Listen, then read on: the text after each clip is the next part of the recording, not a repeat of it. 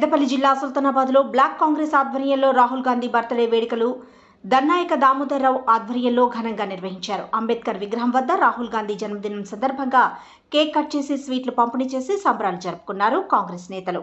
అనంతరం సుల్తానాబాద్ ప్రభుత్వ ఆసుపత్రిలో రాహుల్ గాంధీ జన్మదినం సందర్భంగా రోగులకు పండ్లు పంపిణీ చేశారు.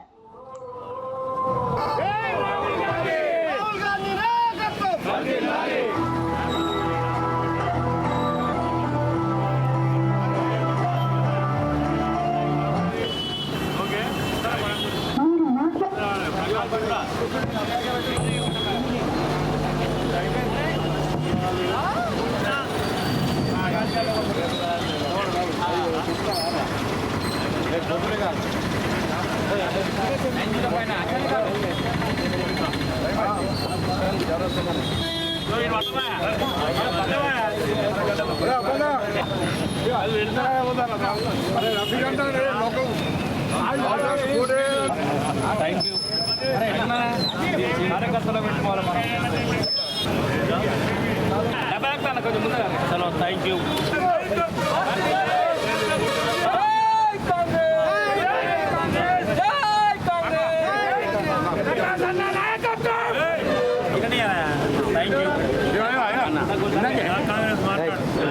రాహుల్ గాంధీ జన్మదిన సందర్భంగా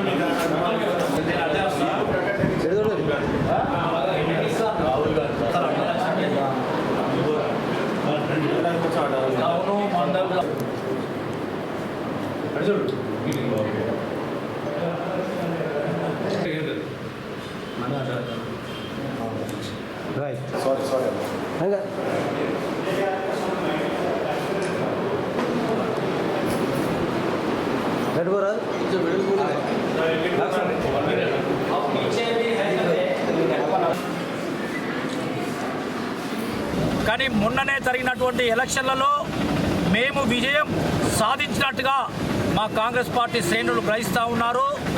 ఎందుకంటే చాలా పెద్ద ఎత్తున పార్లమెంట్లో సీట్లు రావడం జరిగింది. కొంతలో కొంత మిస్ అయింది. అయినప్పటికీ ఈ 5 సంవత్సరాల్లో ఏదో ఒక విధంగా బెరాకీలు జరగక తప్పదు. రాహుల్ గాంధీ గారు ప్రధాని కాక తప్పదని కాంగ్రెస్ పార్టీ అదేవిధంగా రాహుల్ గాంధీ గారి నాయకత్వం బలంగా ఉంటేనే ఈ దేశం పరిరక్షించబడుతుందని ఈ సందర్భంగా తెలియజేస్తూ ఆ భగవంతుడు రాహుల్ గాంధీ గారికి ఆరోగ్యాలను ప్రసాదించి రేపు వారి సేవలను ఈ దేశానికి అందించడంలో వారికి ఆశీస్సులు ఆ భగవంతుడు అందించాలని చెప్పి కాబోయే ప్రధాని గారు వారు ప్రధాని కావాలని దేశ ప్రజలు కోరుకుంటున్నారు. కావున వారు ఇలాంటి వేడుకలు ఎన్నో జరుపుకోవాలని చెప్పి భారత ప్రజలు కూడా వారి తరఫున నేను వేడుకుంటున్నాను. ఈ యొక్క హిందూ మతం అని చెప్పి జై శ్రీరామ్ అని చెప్పి అక్షంతలు అని చెప్పి మొత్తం వాళ్ళు చేసినటువంటి అరాచక పనులను చూసి ప్రజలంతా మొన్న బీజేపీ ఓటేసి మోడీ గారిని ప్రధాని చేయడం జరిగింది. అటువంటి మాటలు నమ్మకండి. దేశంలో ఎన్ని కులాలు ఉంటాయో అన్ని కులాలు కలిపి ఒకటే కుటుంబం అనుకోవాలి, ఒకటే పార్టీ కాంగ్రెస్ పార్టీ అనుకోవాలి. రాహుల్ గాంధీ నాయకత్వంలో అందరం పనిచేయాలి. పెద్దపల్లి జిల్లా సుల్తానాబాద్ ప్రభుత్వ ఆసుపత్రిలో పనిచేస్తున్న కాంట్రాక్టు సిబ్బందికి గత 7 నెలలుగా వేతనాలు చెల్లించక తీవ్ర ఇబ్బందులకు గురిచేస్తున్నారని, వెంటనే వేతనాలు చెల్లించకపోతే మెరుపు సమస్య చేపడతామని ఏఐటీసీ జిల్లా ప్రధాన కార్యదర్శి కడారి సునీల్ హెచ్చరించారు. ఈ సందర్భంగా సుల్తానాబాద్ ప్రభుత్వ ఆసుపత్రిలో సంబంధిత అధికారులకు సమ్మె వినతి పత్రాన్ని అందజేశారు. వెంటనే వేతనాలు చెల్లించకపోతే సమ్మెలోకి వెళతామని ఆయన అన్నారు.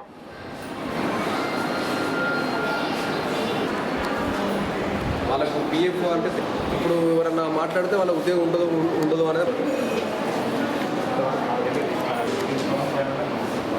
అంటే రేపు నెలన్నర మేము కూర్చుంటే మేడం వచ్చినప్పుడు వస్తుంది వాళ్ళకు పిఎఫ్ అందులో కట్టేది.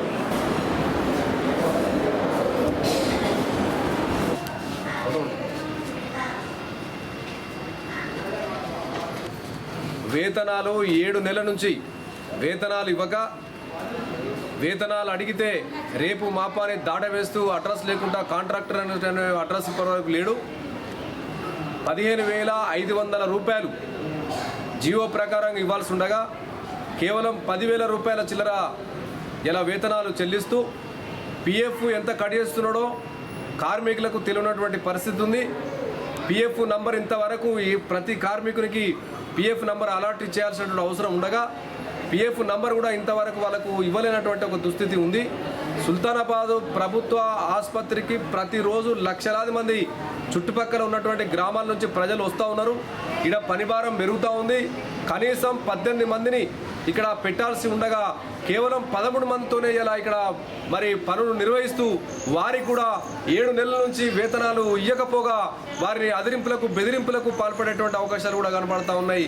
వెంటనే మరి సంబంధించినటువంటి వైద్య విధాన పరిషత్తు డిఎంహెచ్ఓ కానీ డిసిహెచ్ కానీ సంబంధిత సూపరింటెండెంట్ మేడం కానీ స్పందించి వాళ్లకు రావాల్సినటువంటి పెండింగ్ 7 నెలల వేతనాలు వెంటనే ఇవ్వకపోతే అవసరం అనుకుంటే ఏ రోజు నుంచైనా మరి మెరుపు సమ్మెకు సుల్తానాబాద్ ప్రభుత్వ ఆసుపత్రిలో పనిచేసే కార్మికులు మెరుపు సమ్మెకు దిగాల్సినటువంటి పరిస్థితి ఏర్పడుతుందని చెప్పేసి ఈ సందర్భంగా హెచ్చరిక చేస్తూ పెద్దపల్లి జిల్లా కాల్వ శ్రీరాంపూర్లోని అంబేద్కర్ చౌరస్తా వద్ద రాహుల్ గాంధీ జన్మదిన వేడుకలు కాంగ్రెస్ పార్టీ మండల అధ్యక్షుడు గజనవేన సదయ్య ఆధ్వర్యంలో ఘనంగా నిర్వహించారు.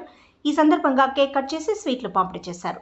రాహుల్ గాంధీ లాంటి పుట్టినరోజులు మరెన్నో జరుపుకోవాలని, ఆయురారోగ్యాలతో సుఖ సంతోషాలతో ఉండి రాబో రోజుల్లో దేశ ప్రధానిగా అవుతాడని ధీమా వ్యక్తం చేశారు కాంగ్రెస్ నేతలు.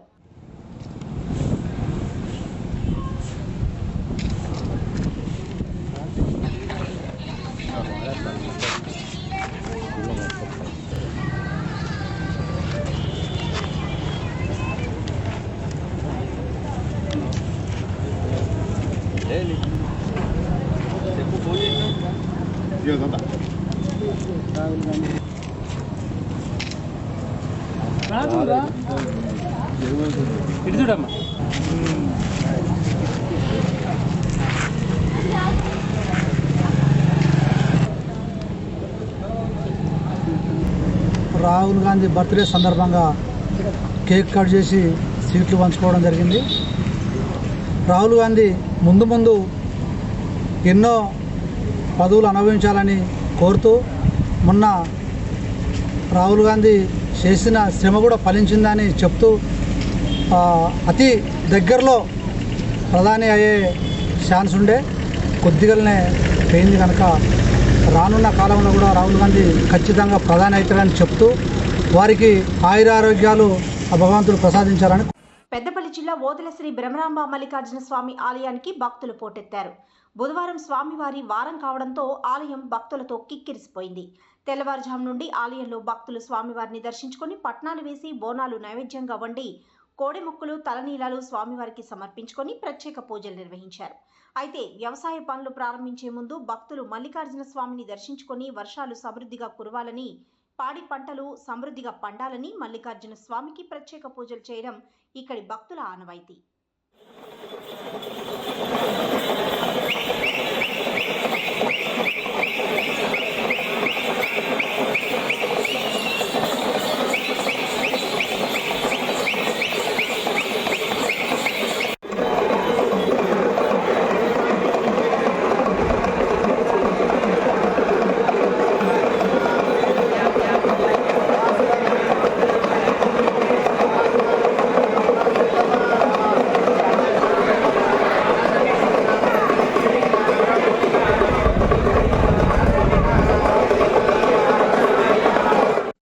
పెద్దపల్లి జిల్లా కాల్వ శ్రీరాంపూర్ మండలంలో మంగళవారం రాత్రి ఈదురుగాలులతో కురిసిన భారీ వర్షం బీభత్సం సృష్టించింది.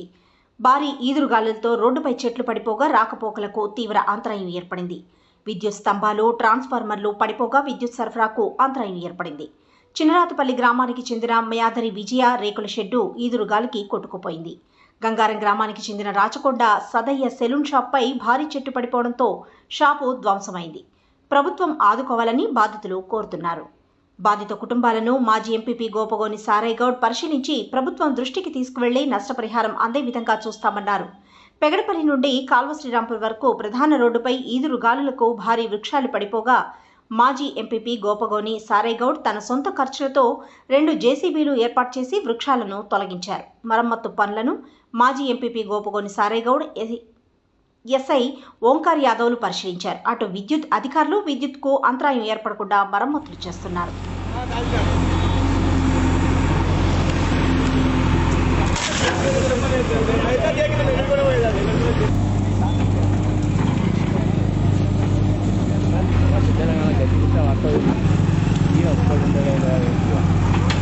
एक मतलब